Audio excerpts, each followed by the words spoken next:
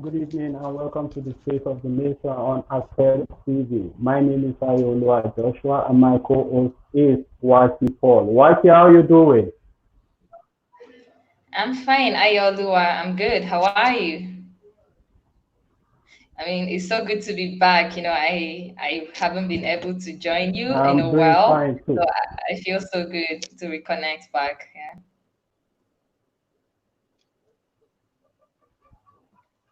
Yeah, it feels so good to have you back as well. And our special guest today is Bukky Shonibare. She is the founder and executive director of Invictus Africa. And our viewers can join our conversation on our social media handles, which is on Facebook at official Aspheric News, and on Twitter at Aspheric News, on Instagram at Aspheric.news. And you can also follow us on YouTube for more other programs on Aspheric TV. Also, you can send us SMS for any question you want to ask our guest today on 08099990459. 0549, sorry. And you're welcome to the program.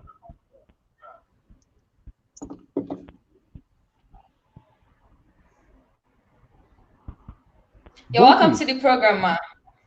Oh, thank you so much. I didn't know I was the one you were referring to. It's good to be here, and I'm you're pleased welcome to to have the, been invited.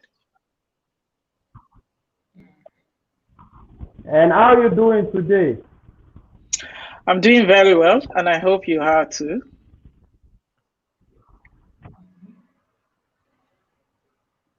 Yeah. And Waki also is doing very well too. Yes, I'm doing very Now, well. can you Thank tell us you. a little about yourself? Okay, so my Okay, name can is you tell us Bukky a Shonibare. little about yourself, your organization, and other programs you are involved in? Okay, thank you for inviting me. My name is Bukky Shonibare. I'm the executive director and founder of Invictus Africa. And at Invictus Africa, we manage three different programs. First is Girl Child Africa, through which we reach out and advocate on issues affecting girls and women, ensuring that their rights are protected and that issues affecting them are constantly escalated. Um, the second part of our work is our SheTV, which is our online TV platform dedicated to issues affecting women and girls. And the third is Adopt a Camp, which through Adopt a Camp, we advocate on issues and carry out actions affecting internally displaced persons in conflict and crisis areas. I hold a law degree and I have a master's in peace and security. That's basically what. Okay. What Okay. That being said, what prompted your indulgence in what prompted advocacy? What prompted your indulgence in advocacies such as hashtag Bring Back Our Girls, Girl Child Africa, adopt a camp, etc.? What prompted you going into advocacies? So, first is my own personal experience. Growing up, I, I was sexually abused as a teenager, and I also grew up watching women being abused, women like my mom, and also the fact that I experienced poverty firsthand. I used to stand on the streets of Lagos and beg for money. Especially when we don't have money to feed, and those other implications. So first is my experience of gender-based violence, and the other is the abuse that I've seen, but also importantly, the issue around poverty and how poverty intersect with all of the abuses that we face as women and girls. So that's what prompted me into it. I got to the point in my life where I wanted to speak for girls that had been abused, girls like me that were abused. And I also wanted to speak for women, like the women I grew up to see, women like my mom, that were abused. So that's what led me into it. And my first major experience of advocacy is the issue of the Chibok girls. That abduction opened up my life entirely and made me really just want to fight for girls like them who, in their quest to seek education, had been abducted, and women, young women like them, who we know were being sexually abused in the camp of their abductors.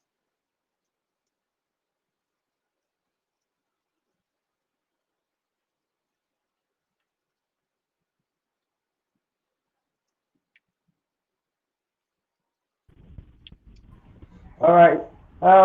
Could you brief us on Church Me Too movement and its current position? Oh, very good question. So, Church Me Too movement was started because of the rape issue that had been allegedly perpetrated by Pastor Biodu Fatoyinbo. And for us, we saw that as an entry point to having the conversation and advocating against the sexual abuse and the gender-based violence that we know was prevalent in our religious homes, especially in churches. So the issue of Busola Dakolo and Biodu Fatoyinbo was for us the entry point. And with the global Me Too movement, we thought it necessary to latch on that. So even when we were coming up with the name, and we're playing around different names, we thought, you know what, there's already a global movement around Me Too, and we need to advocate through that. So we came up with Church Me Too. So we call it either Church Me Too or Church Too movement. And for us, it is not just to escalate the issue, the alleged rape of Busola Dakolo by Biodu Fatoyinbo, but also to call for attention on the gender-based violence and the sexual abuse that is going on in churches, so that those duty bearers in our religious homes can be conscious of the fact that abuses are going on in those churches, and that relevant actions, relevant policies, relevant standard operating procedures, relevant processes for addressing those issues need to be put in place. So, like LL.B once said, she wrote an article titled "The Busola Dakolo Moment," and what that article meant for me is the fact that moments like Busola Dakolo's case gives us the opportunity to not just push conversations around a particular issue, but to make sure that relevant actions are being taken. The current situation now is that the issue was referred to the police. We know that there was corruption. We know that there was abuse of power that happened in that case. Busola Dakolo released sometime in June a 1-year report of what has happened. The matter had to be commuted as a civil case as against a criminal case because of issues around evidence, which is part of the issues affecting rape issues. And we can talk about that as we go on.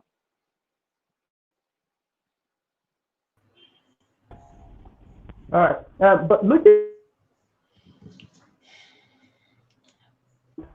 pastors and religious leaders, do you think when such issues come up, people really accept it? Because sometimes some of their followers, they know it's a lie.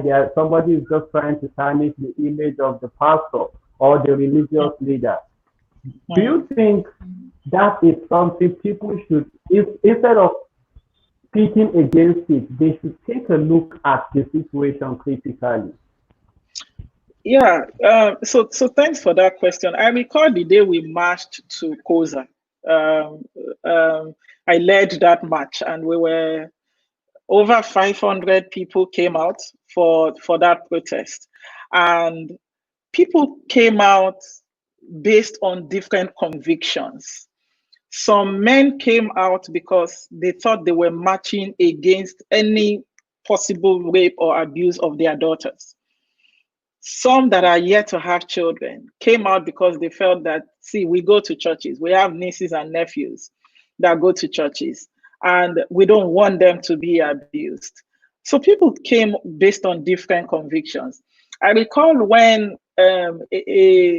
another group of protesters were gathered to campaign against us at the Kosa Church, and they were being paid money on the sideline. We were watching them, and then some of us saw that some of them had weapons, knives, shotguns, and weapons that could harm us. And they came to me to say, Bukky, you have led this, and we want you to unpack this campaign and let everybody go, because those guys looked very dangerous. And so they came to me, and I was like, well, I have organized this march alongside other people. If anything happens to any of these protesters, it is going to be on me. So I called the team members together and I said, let's disband this march and let's go home. At least we've made the statement known. And a lot of those people, I recall one particular lady I will not forget. She's a new mother. She just had a baby. And she said to me that I came out because I don't want anybody. I want to fight the system so that nobody would abuse my daughter in future. So if we go now, because we are scared these people will harm us, they have won over us. And for me, it was a turning point. And we all gathered, held hands together, and we said to ourselves, we're not leaving here until we make the right message. So we understand that because of how we have been groomed as a people, where we worship leaders, and it comes from the culture of respect. We see calling out leaders or calling out those that have been placed in positions of authority. We see calling them out as disrespectful. And people back it up with the Bible passage that says, touch not my anointed. So people kept coming at me, kept coming at us, saying that, touch not my anointed, the Lord will punish you. I received curses, insults, abuses because of Church Me Too movement. And that's because people saw it as we were coming against the anointed of the Lord. But what people fail to realize is the pastor is just a man. And as a man, you have your frailties, you have your weaknesses, and those weaknesses will come to play. And we're not against being human. However, what we are saying is, to whom much is given, much is expected. To whom power has been given, responsibility is expected. Which is why we thought that it was necessary to ask that Pastor Biodufato Imbo step down so that there can be investigation, and so that Busola Dakolo can get the right justice. But of course, we got insult, abuses, people were throwing stones at us, people were insulting us, especially when we march. So I think it's a case of reorienting ourselves and changing our mindset as to how we see leaders, and that you call them out and that you ask for accountability does not mean that you are being disrespectful. It is the least that we owe the generations yet unborn.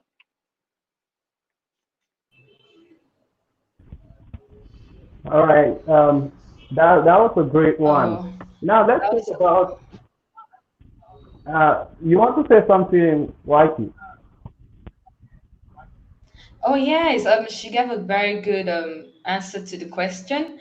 So I just wanted to contribute a little, but don't worry, maybe as we progress, I am going to do just that. So you can go ahead, Ayo. All right. Thank you very much.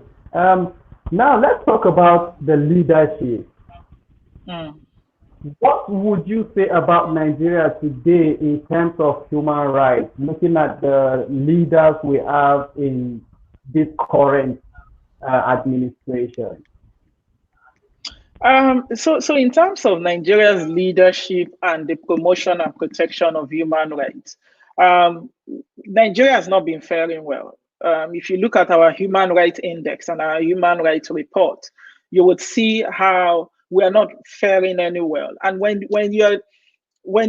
we analyze those indices, we analyze it not just based on gender equality or issues around rights of women and girls, but we also gauge it around the attainment of human rights to the level to which the least and the vulnerable among us are also able to enjoy those human rights. So if protection of human rights is only enjoyed by the high and mighty, and the poor and vulnerable in local communities constantly get abused, that's the gauge for how we are faring. And in that regard, we are not faring well. It's the same way you see how the Chibok girls were abducted, how the Dapchi girls were abducted. It's the same way we've seen many girls in poor communities that have been abused and that have been sexually molested. It's the same way we see that those who come from disadvantaged homes or disadvantaged communities don't get beyond a certain threshold of leadership, because we see the enjoyment of human rights, or the way Nigeria has promoted human rights, it is for the high and mighty, whereas the low, the poor, the indigent, the vulnerable, the disadvantaged, the underserved, the unserved do not have access to enjoy those human rights. And so when we say that injustice to one person is injustice to all, what it simply means is injustice to a poor Aisha in Chibok community is injustice to all of us, regardless of your class, regardless of your interest, regardless of your economic status in Nigeria. Let me close that thought by saying that Nigeria is signatory to many international treaties. Nigeria is signatory to human rights treaties, and one of such is the Universal Declaration of Human Rights of 1948. We are also signatory to the International Convention for Cultural and Political Rights, that is the ICCPR. And we're also signatory to the ICSCR, that is the International Convention for Socioeconomic Rights. All of these international instruments put a responsibility on the Nigerian government to protect and promote human rights. And that comes in three different obligations: the obligation to protect human rights, the obligation to fulfill human rights, and the obligation to respect human rights.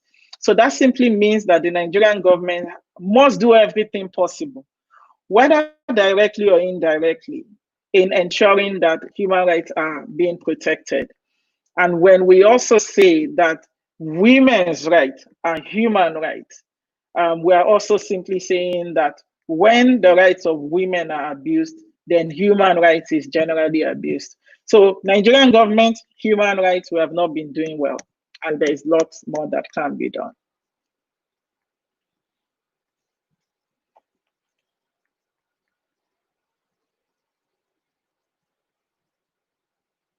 Issue currently in Nigeria, what would you say is what we really need to pay attention to right now in the country? Could you ask that question again? I lost you for a few seconds. Okay. I said that, thank you for the answer you gave. So that being said, what would you say is the most pressing human rights issue currently in the country, in Nigeria? I think all human rights are important, right? There's no gauge to say that this. So when you look at the chapter 4 of the Constitution, it lays out human rights, and when you look at even the chapter 2, it lays out certain rights, even though we consider those chapter 2 rights as non-justiciable. And so when we talk about right to education, it's in the chapter 2 of our Constitution. But the way it is framed is such that all the rights in chapter 2 of the Constitution, we cannot hold government accountable for them. So that means that you can't go to court and get justice on those things. But when you look at chapter 4, issues around fair hearing, section 36, issues around your freedom to association, your freedom to religion, your freedom to to free movement, freedom to speak, and hold your opinion. All of those are in Chapter 4 of the Constitution. However, there are no ratings of human rights. What I would say is that while equal, simultaneous, and intersecting attention must be paid to all human rights, I think that Nigeria, and that's the context of our conversation today, Nigeria needs to pay attention to the rights of women and girls. And when we pay attention to the rights of women and girls, it intersects with every other right. One. Two is the fact that the rights of women and girls helps us to promote, protect, respect the rights of the most vulnerable among us. So you know that when there is conflict or when there is crisis, women and girls are disproportionately affected. So when we don't have structures and systems in place that ensures the protection of women and girls, then it means that their enjoyment of all other rights becomes affected because we have not prioritized the issues that affect them. So it's just to say again that there's no prioritization of human rights. So I wouldn't say this is the most important, but I would say in the context of our conversation today, the rights of women and girls must be prioritized.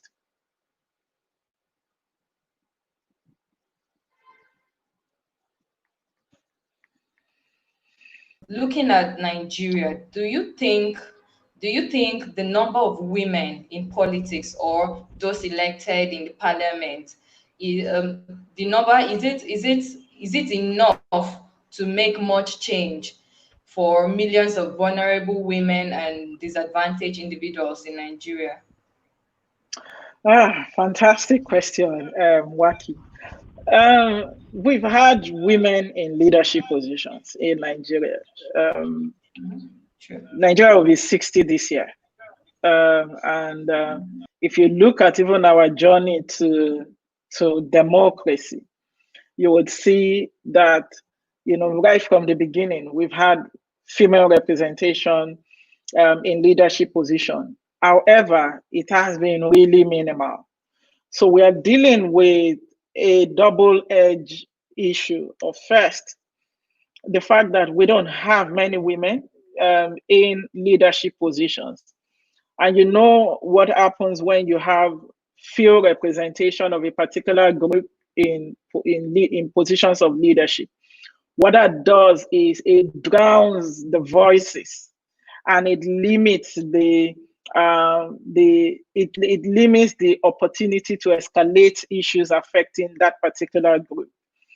So so Nigeria has always grappled with between 4 to 6% of female representation in our legislative chambers.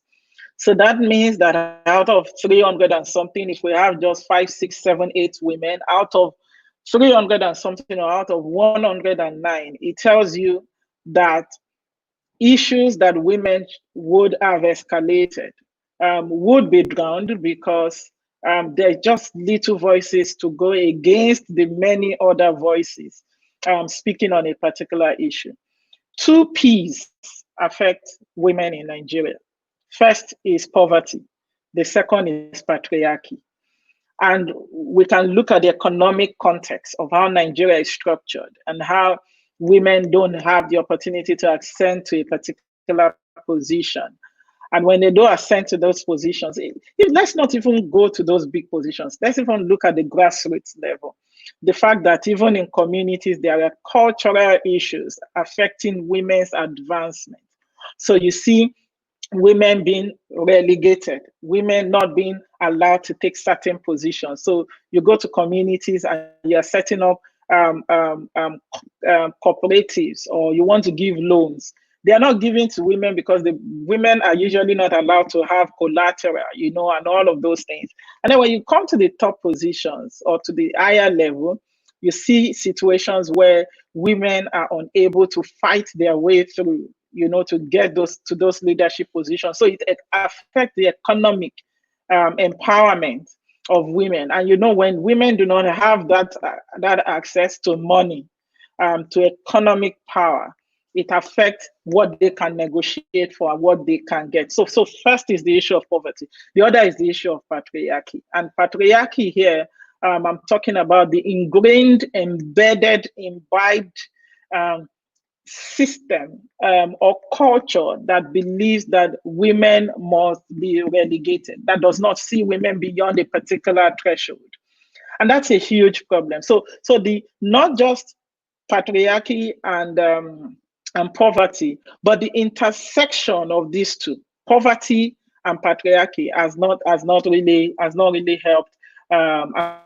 helped women. So I think that it is important for us to look at the extent to which women in leadership, they are not only economically empowered, but they are large enough to be able to deal with the patriarchy, the patriarchal system that we live with. If we can deal with those two, then it becomes easier.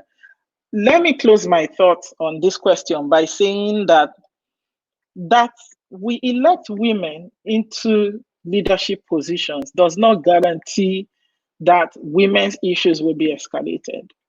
Not just because these women are already drowned in terms of numbers, but also because some women don't take the issues affecting women as critical issues for them to advance. So I'm not saying that is the general context, but that is one of the issues we also, so that women are in positions of leadership does not guarantee that our issues will be escalated and will be dealt with. What is important is dealing with the systemic problem of patriarchy and the systemic problem where women are not economically empowered to advance.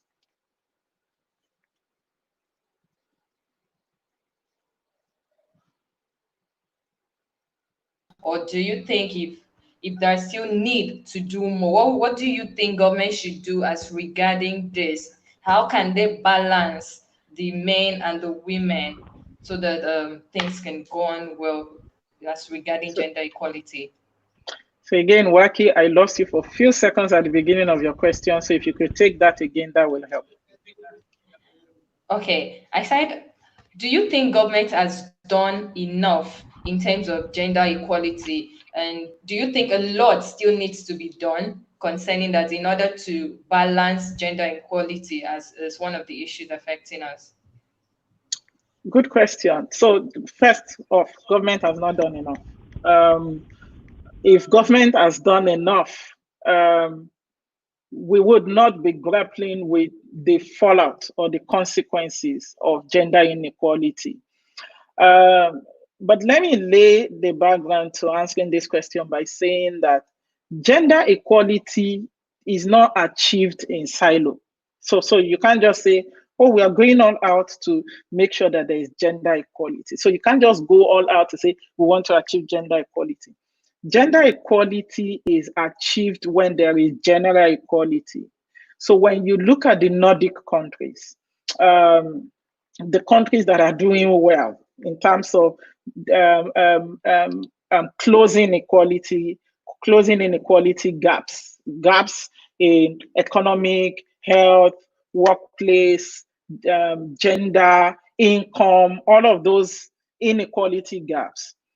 They do not achieve gender equality as just one.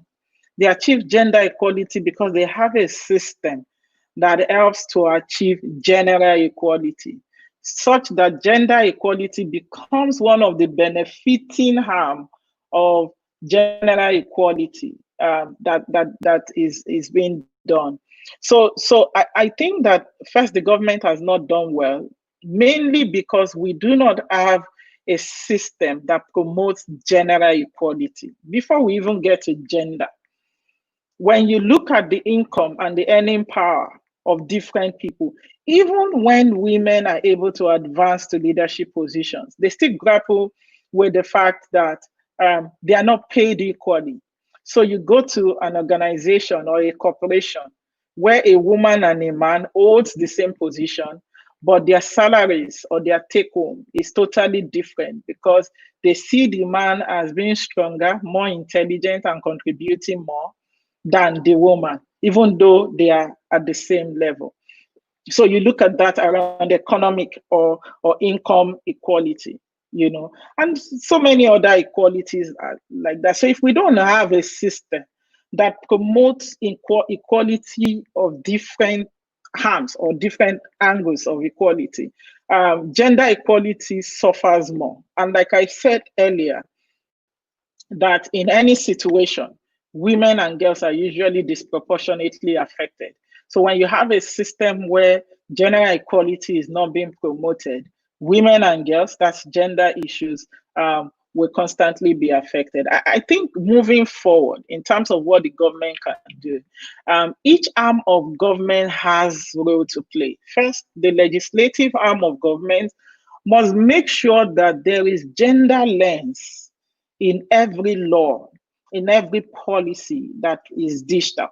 So whether we are trying to pass the infectious diseases bill, or we are trying to pass the low housing scheme, or we're any law, that there are gender experts that use their gender lens to look at it and say, okay, where is gender being promoted here? Where is gender equality being promoted here? Where is it not being promoted here?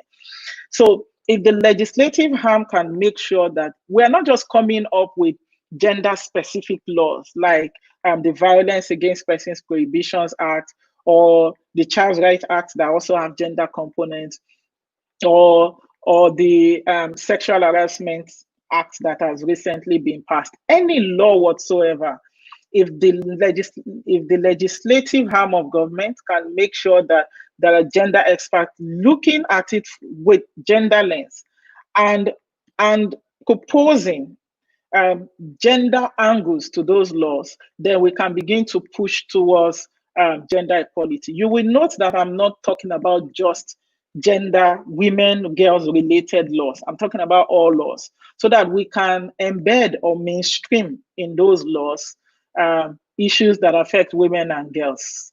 And then when we have, as still the legislative arm, when we have laws that have been passed that affect women and girls, VAP Act, Child Rights Act, Sexual Harassment Act, it is not enough to have those laws. Even though I must say that we are still grappling with passing the Gender and Equal Opportunities Bill, which I'm hoping the Ninth Assembly will pass.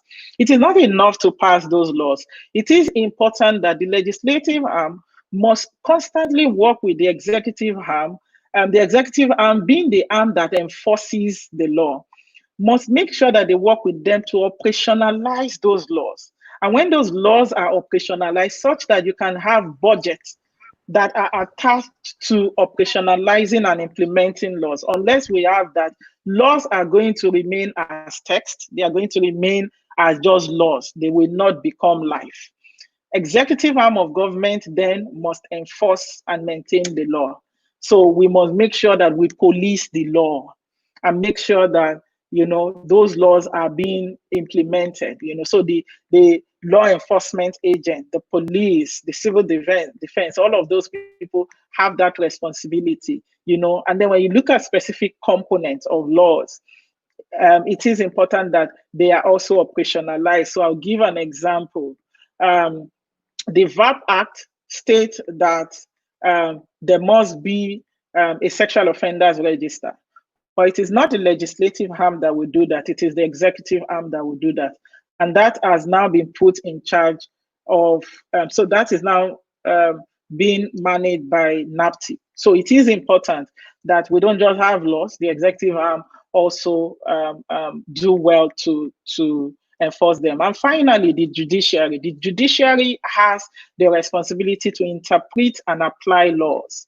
Now, if we have laws and they are not interpreted, and when I say interpreted, I mean when cases that can be decided using those laws, when they are brought forward, the judiciary has the responsibility to make sure that those laws are used to interpret and adjudicate on those issues that have been brought forward.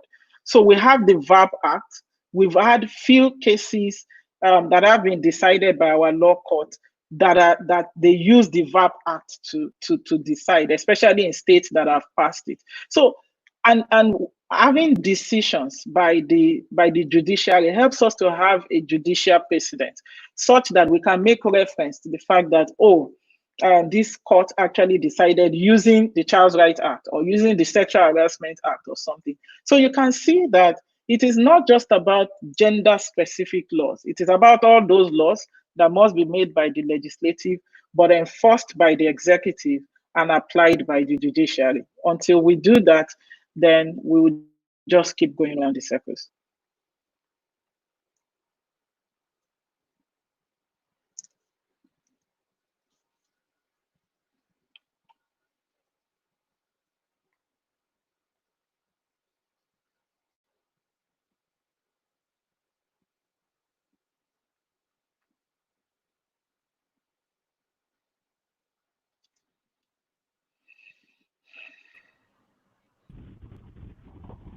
Okay, thank you so much Thank you for very much explaining for that. that. I really As enjoyed your explanation on those topics, and I guess YT also enjoyed your explanation too. I did, and I can only just wish and hope that the Ninth Assembly are going to What? pass the bill as soon as enough, because I'm sure we really need such bills in the country. I mean, this is getting out All of right, hands, going and on to like, something different. Let's say talk about.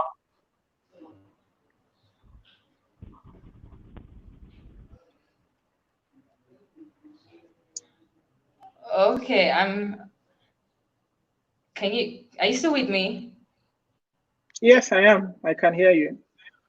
Okay. So I was saying I just hope that the Ninth Assembly would pass the bill as soon as possible, because I'm very sure this is going to help curb a lot of things happening in our country. I mean, we're here fighting COVID, and we have to still fight other things as gender equality and the rape cases and all of that. So we can only just be hopeful that the Ninth Assembly are going to pass the bill soon. Now, we're going to take you back to, okay, Ayo, I don't know if you have anything to say. Yeah, anything to add? Over to you now.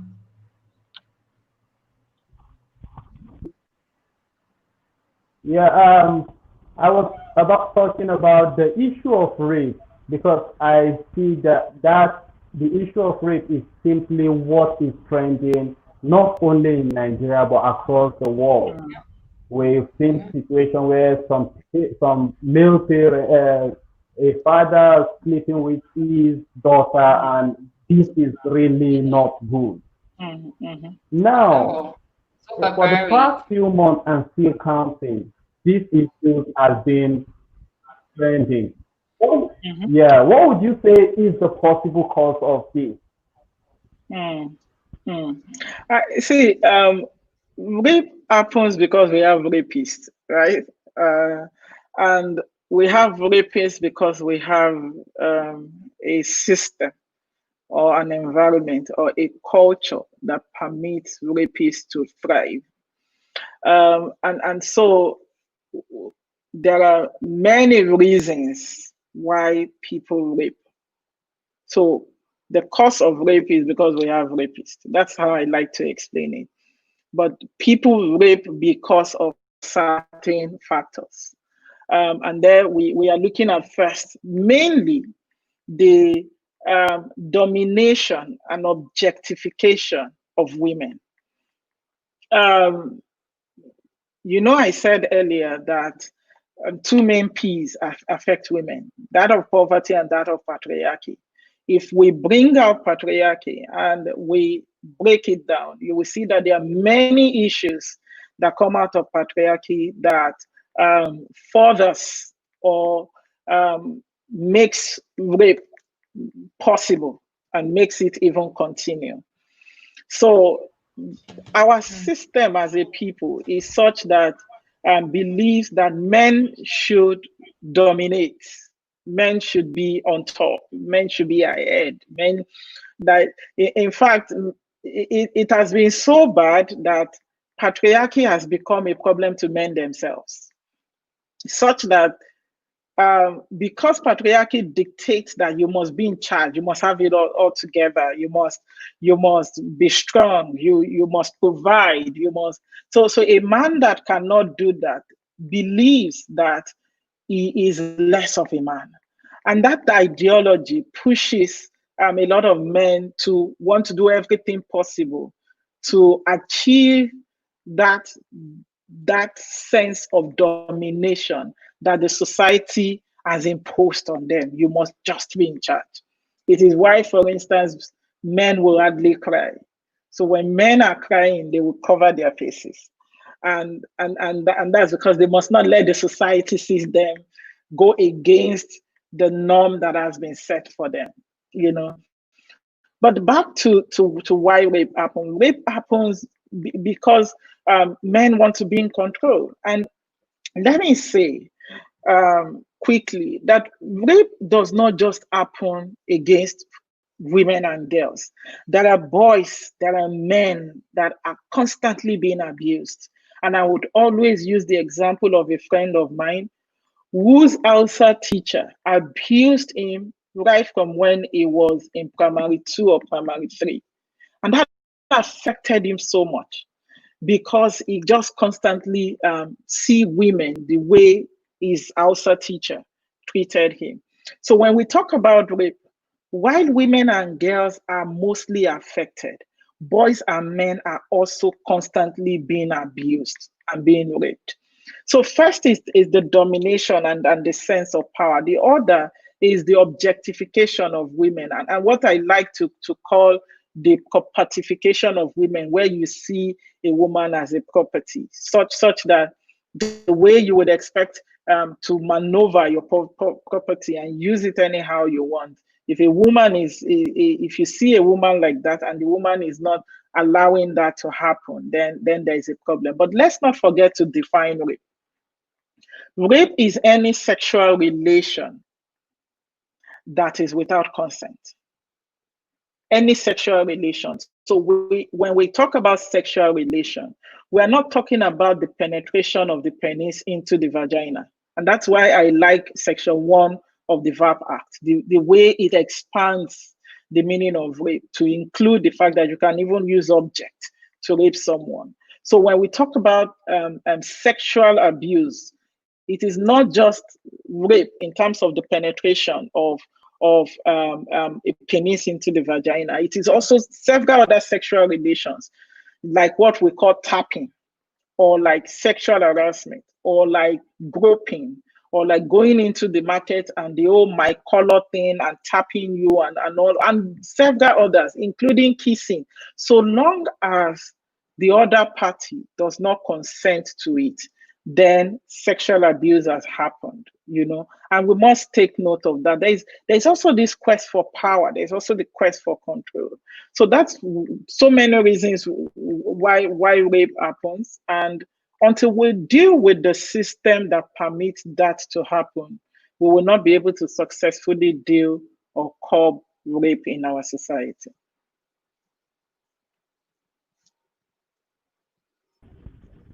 Ah, A lot of times you hear people say, well, she gave me green lights. You hear stuff like that. Well, I had all the green lights from the lady. You know, I took her shopping. I took her to do this. I took her on a date. We had lunch and the rest of them. Now, a lot of people at that point, a lot of men at that point feels like when the lady allows all of that, that's definitely that is a green light for them to, go Mm, there and do whatever thing they want to do. So mm, as regarding consent, I think we just need to expand this consent thing and let people mm, know it's not about, okay, now to the ladies. The lady will be like, stop mm, it, stop now. mm, Let it be mm, that if you're saying stop it, it means stop it.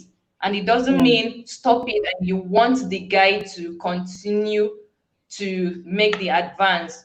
Some people would say, I mm, like it when the guy is persistent. So a lot of mm, people tend to see that part as a, okay, you're giving me green light. Meanwhile, some people would actually say stop it and the mean it. So I mm, just mm, feel there's need to expand this consent thing mm, very well mm, for people to mm, understand that mm. when she says stop it means stop mm, it. When she says no, it means no. When she says okay, I mm, want it, it means I want it. mm, So I don't know mm. what's your view. I just really want you to expand on that particular word, consent. Very, very good. And let's look at the meaning of consent. Consent means permission, right? True. And Yeah.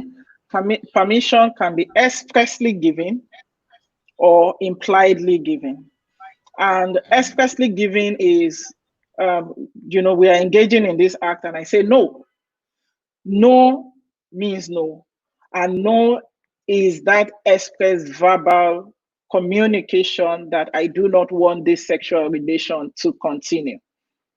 But there is also the indirect not giving consent, where the person can, based on body language, and so many others. That's why, for instance, um, Nigeria's Evidence Act also looks at when someone is unable to expressly or impliedly um, give consent, expressly in the sense that you can't say yes or no, and that's where the person is incapacitated, mentally incapacitated.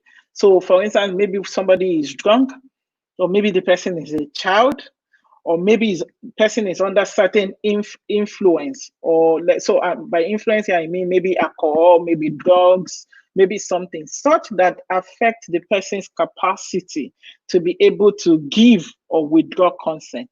If you have any sexual relation with that person at that time, then sexual abuse has happened.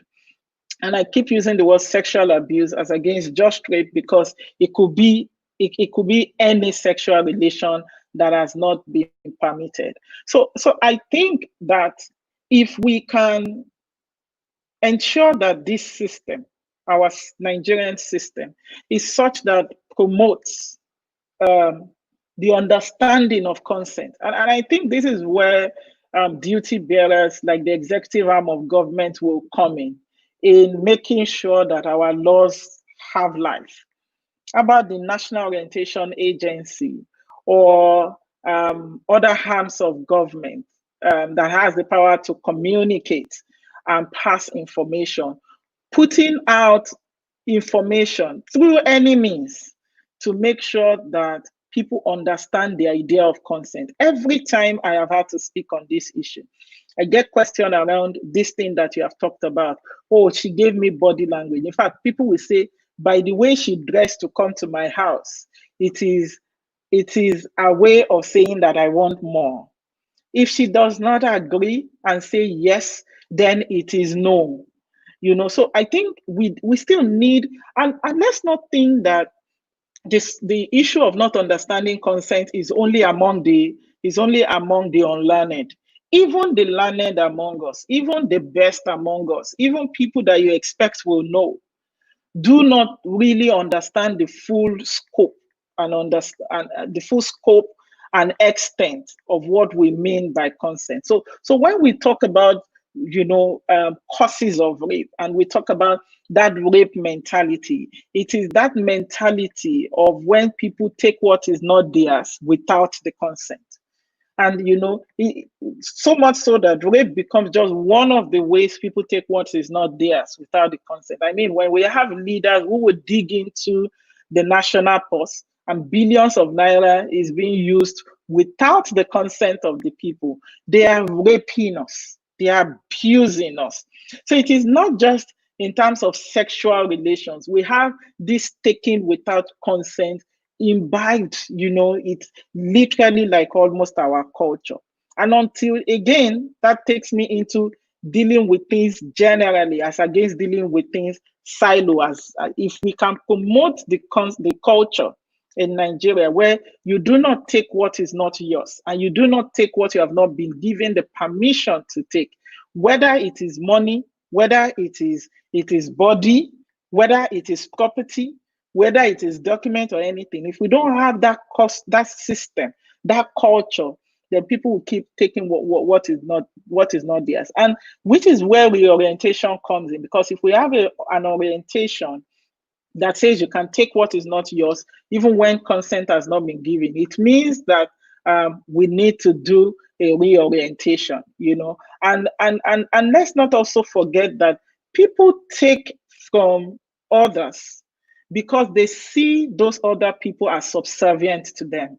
So it's the same way a rapist will look at a girl, a boy, or somebody that they want to abuse as being subservient. It's the same way our leaders see us as subservient. That's why they steal our money.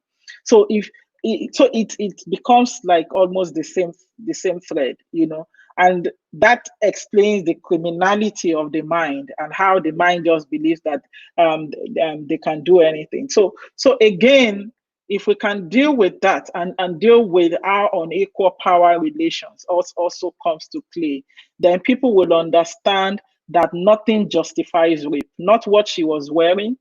If it is what she was wearing, then what happens to children in Pampers? Is Pampers, seductive? Or what happens if you think she was looking naked, she stood naked in front of you? How about all those animals that walk naked? If it is nakedness that gets guys to think that they can rape, or so how about those monkeys and animals walking naked? Then go and abuse them then. So I think we need to do a reorientation of our minds so that the very system, the very mindset that believes that you can take what is not yours and you have higher power than the person you want to abuse, until we can change that mindset, then we'll still have a long way to go. I was coming to that, because you hear cases of people saying, well, she was dressing seductively and I had no option, I couldn't hold myself and all of that. But well, since you've answered that already, now you have talked about sensitization. Is there anything your organization is doing concerning this aspect? Has there been any sensitization as regarding rape cases and gender equality you've done so far? And how has it been going? What was the response like so far? Yeah, so Girl Child Africa, being an arm of Invictus Africa, we've been doing a lot of advocacy around this. We are actually even involved in a lot of policy shaping, policy amendments, analyzing laws, and looking at how they come to play, but most importantly, letting people understand. So we have been playing our part, and not just us, in terms of our Girl Child Africa program, but also several other organizations. So you have organizations like Education as a Vaccine, led by Bukky Williams. You have organizations like Stand to End Rape, led by Ayodeji Oshowobi. You have organizations like Dinidari Foundation, who through their Abuja discourse has been working with the National Human Rights Commission to do a lot of sensitization on issues around sexual and gender-based violence and human rights generally. So you have organizations like Tech Art. So why I'm mentioning these organizations, and those are organizations that have been run by my generation, right? There are generations that have gone ahead of us that have laid the background and that are still working.